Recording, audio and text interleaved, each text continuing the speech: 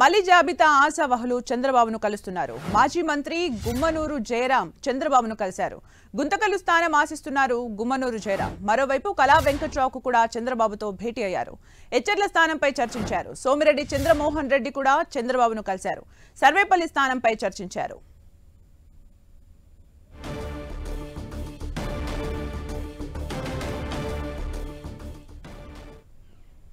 పూర్తి సమాచారం మా ప్రతినిధి రవిచంద్ అందిస్తారు. రవిచంద్, సుమిత్ర, చంద్రబాబు నివాసం వద్దకు ఆశావాహులంతా కూడా చేరుకుంటున్నారు. కొంతమంది సీనియర్ నేతలు మొదటి జాబితాలో స్థానం దక్కించుకోలేకపోయారు. వారంతా కూడా వీలైన తొందరలోనే రెండవ జాబితా వస్తుందన్న వార్తల నేపథ్యంలో వారిలో ఆందోళన ఎక్కువైంది. వారంతా కూడా చంద్రబాబు నివాసానికి చేరుకుంటున్నారు. ముఖ్యంగా చూసుకుంటే మొదటి జాబితాలో చోటు దక్కని ఎవరైతే బండారు సత్యనారాయణ, అదేవిధంగా ఏదైతే కళా వెంకట్రావు, సోమిరెడ్డి చంద్రమోహన్ రెడ్డి లాంటి నేతలు మొదటి జాబితాలో స్థానం దక్కలేదు. వారంతా కూడా రెండవ జాబితా వస్తుందన్న వార్తల నేపథ్యంలో చంద్రబాబు నివాసానికి చేరుకున్నారు. వారంతా కూడా మాట్లాడుతున్నారు. ముఖ్యంగా ఎచ్చర్ల నుంచి కళా వెంకట్రావు సీనియర్ నేత, ఆయన స్థానాన్ని ఆశిస్తున్నారు. అక్కడ కూడా ఆయనకి కొంత కాంపిటీషన్ ఉంది. పార్టీ అధిష్టాన వర్గం ముందు మొదటి జాబితాలో స్థానం రాలేకపోయింది. అదేవిధంగా పెందుర్తి స్థానం ఏదైతే ఆశిస్తున్న బండారు సత్యనారాయణ సీనియర్ నేత ఉన్నారు, ఆయన రామ్మోహన్ నాయుడు ఎంపీ రామ్మోహన్ నాయుడికి మామ. అయితే రామ్మోహన్ నాయుడే స్వయంగా చంద్రబాబు దగ్గరికి వచ్చారు. రాత్రి కూడా ఏదైతే బండారు సత్యనారాయణ కుమారుడు అప్పలనాయుడు కూడా వచ్చారు. వారంతా కూడా తమ పెందుర్తి స్థానం పొత్తులో పోతుందన్న వార్తల నేపథ్యంలో వారంతా కూడా చంద్రబాబు నివాసానికి చేరుకున్నారు. అదేవిధంగా చాలా సీనియర్ నేత అయిన ఏదైతే సోమిరెడ్డి చంద్రమోహన్ రెడ్డి, ఆయన సర్వేపల్లి నుంచి నెల్లూరు జిల్లాలో స్థానాన్ని కోరుకుంటున్నారు. అయితే అక్కడ పెళ్లకూరు శ్రీనివాసరెడ్డి కూడా ఆయన రేసులోకి వచ్చారు. అయితే పార్టీ అధిష్టాన వర్గం మాత్రం ఎట్టి పరిస్థితుల్లో కూడా సోమిరెడ్డికి న్యాయం చేయాలని ఆలోచన చేస్తున్నట్టుగా తెలుస్తుంది. ఏదేమైనా మొత్తం కూడా అందరూ ఆశావాహులంతా చేరుకుంటున్నారు. ఇప్పుడే గుమ్మనూరు జయరాం కూడా వచ్చారు. అయితే నిన్ననే పార్టీలో చేరారు. అయితే ఆయన గుంతకల్లులో పోటీ చేయబోతున్నారన్న వార్తల నేపథ్యంలో అక్కడ ఆందోళన కూడా ఎక్కువైనాయి. అక్కడ స్థానిక టీడీపీ నేతల నుంచి ఈ నేపథ్యంలో టీడీపీ నేతను కూడా కలిశారు. ఆయన ఆలూరులో పోటీ చేస్తారా, ఏదైతే పక్కన గుంతకల్లో పోటీ చేస్తారా అనేది ఒక క్లారిటీ రావాల్సి ఉంది. ఈ విధంగా టీడీపీ అధినేతని అందరూ కలుస్తూ ఉన్నారు. తమకున్న ఈక్వేషన్స్ అన్ని కూడా చెప్పుకుంటూ ఉన్నారు. తాము సీనియర్లుగా ఉన్నాము, అనేక సార్లు పార్టీ పెట్టినప్పటి నుంచి పార్టీలో ఉన్నాం, తమ పేర్లు పరిశీలించాలని వీరంతా కూడా కోరుతున్నారు. హెచ్ఆర్ల గురించి ప్రత్యేకంగా చర్చిస్తూ ఉన్నారు. చంద్రబాబును కలుస్తున్నారు. అంతకుముందు లోకేష్ను కూడా కలిశారు. ఆయన అందరూ కూడా సీనియర్ నేతలంతా కూడా చంద్రబాబుకు అయితే విన్నవించుకుంటున్నారు. ఇంకా చాలా మంది నేతలు కూడా చంద్రబాబు నివాసానికి చేరుకుంటున్నారు. ఎట్టి పరిస్థితుల్లో కూడా తమకు రెండవ జాబితాలో అన్న స్థానం కల్పించాలని చెప్పి వారు కోరుకుంటున్నారు.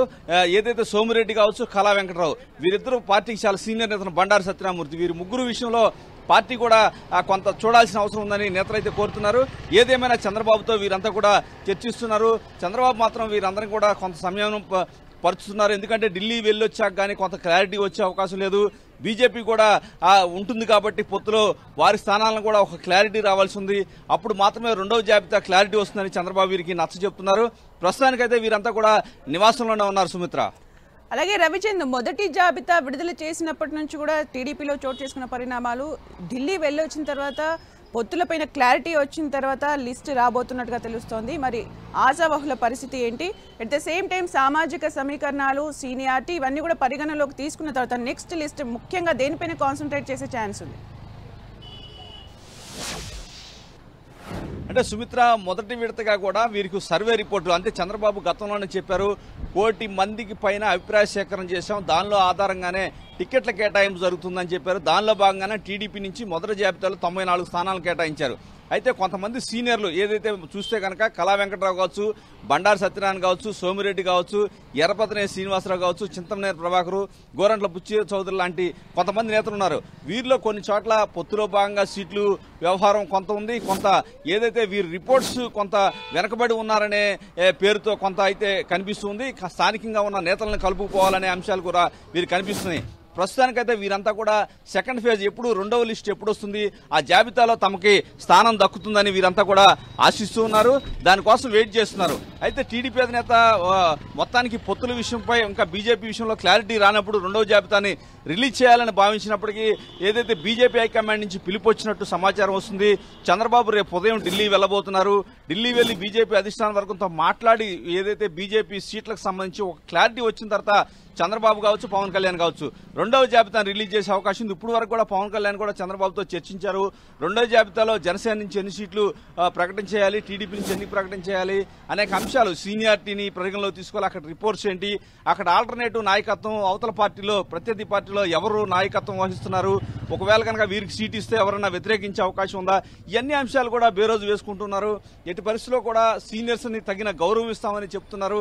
ప్రస్తుతానికి రిపోర్ట్స్ ఆధారంగానే నిర్ణయాలు తీసుకుంటామని అయితే నారా లోకేష్ చెప్తున్నారు, చంద్రబాబు చెప్తున్నారు. దీనిలో భాగంగానే 1 కోటి మందికి పైన అభిప్రాయ సేకరణ చేశామని చెప్తున్నారు. ఐవీఆర్ఎస్ ప్రతి నియోజకవర్గంలో కూడా ఐవీఆర్ఎస్ పెట్టి అక్కడ ప్రజాభిప్రాయాన్ని కావచ్చు, కార్యకర్తల అభిప్రాయాలను తెలుసుకుని నిర్ణయాలు తీసుకుంటామని టీడీపీ అధిష్టాన వర్గం చెబుతూ ఉంది. అలాగే Ravichandra AP BJP chief Purandeswari కూడా ఢిల్లీ వెళ్ళినట్టుగా తెలుస్తోంది. అంటే మొత్తానికి పొత్తులపైన ఒక క్లారిటీ వచ్చే అవకాశం కనిపిస్తుందా? పొత్తుల తర్వాతనే సెకండ్ లిస్ట్ వస్తుందని అనుకోవచ్చా? డెఫినెట్ గా సుమిత్ర, ఎందుకంటే పురంధేశ్వరి మొన్న 3 రోజులు కూడా ఢిల్లీ నుంచి హైకమాండ్ వచ్చింది, ఇక్కడ కార్యకర్తలు కావచ్చు, నేతల అభిప్రాయాలు సేకరించింది రాష్ట్ర బీజేపీ.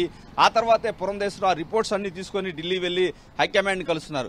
ఇదే సందర్భంలో పవన్ కళ్యాణ్ కూడా, చంద్రబాబు కూడా కబురు వచ్చింది. పవన్ కళ్యాణ్ కూడా ఈ సాయంత్రం ఢిల్లీ బయలుదేరి వెళ్తున్నారని చెప్తున్నారు. రేపు ఉదయం చంద్రబాబు కూడా వెళ్తారు.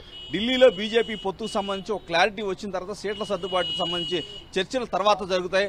ఆ తర్వాత మాత్రమే ఈ లిస్టు విడుదలయ్యే అవకాశం ఉంది. అంటే ప్రాథమికంగా వీరి దగ్గరికి లిస్ట్ అయితే రెడీగానే ఉంది, చంద్రబాబు వద్ద కావచ్చు, పవన్ కళ్యాణ్ వద్ద కావచ్చు. ఇప్పుడు వరకు వాళ్ళు మాట్లాడుకున్న కూడా ఈ లిస్టు గురించే మాట్లాడుకున్నారు. ఎందుకంటే ఈ లిస్టు రిలీజ్ చేశాక ఎవరైతే అసంతృప్తి ఉన్నారో వారి పార్టీ బయటికి వెళ్లే అవకాశం ఉందా, లేదా వారిని బొజ్జగిస్తే ఆగుతారా, పర్యవసానాలు ఏంటి, అంటే వాళ్ళు వచ్చి ఏదైనా బయటికి వెళ్లి ఏదైనా ఇబ్బంది పెడితే పార్టీకి నష్టం జరుగుతా అనేది అనేక విధాలుగా కూడా బేరోజు వేసుకుంటున్నారు. ఎందుకంటే ఏదైతే జనసేన కేటాయించిన సీట్లలో టీడీపీకి సంబంధించిన బలమైన నాయకులు ఉన్నప్పుడు వారు ఒకవేళ ఇండిపెండెంట్ గా పోటీ చేస్తారా, లేదా ప్రత్యర్థి పార్టీకి వెళ్తారా, ఇవన్నీ కూడా బేరోజు వేసుకుని వారి భవిష్యత్తుకు భరోసా ఇచ్చే కార్యక్రమానికి కూడా ఇరువురు కూడా శ్రీకారం చుట్టుపోతున్నారు. ఈ అన్ని అంశాలు కూడా ఇప్పుడు వరకు చర్చించుకున్నారు. ఏది ఏమైనా రేపు ఢిల్లీ వెళ్లి బీజేపీ హైకమాండ్ తో చర్చలు జరిపిన తర్వాత మాత్రమే రెండవ జాబితాకు సంబంధించిన తుది నిర్ణయం వెలువడే అవకాశం ఉంది. Okay Ravichandra, for the updates.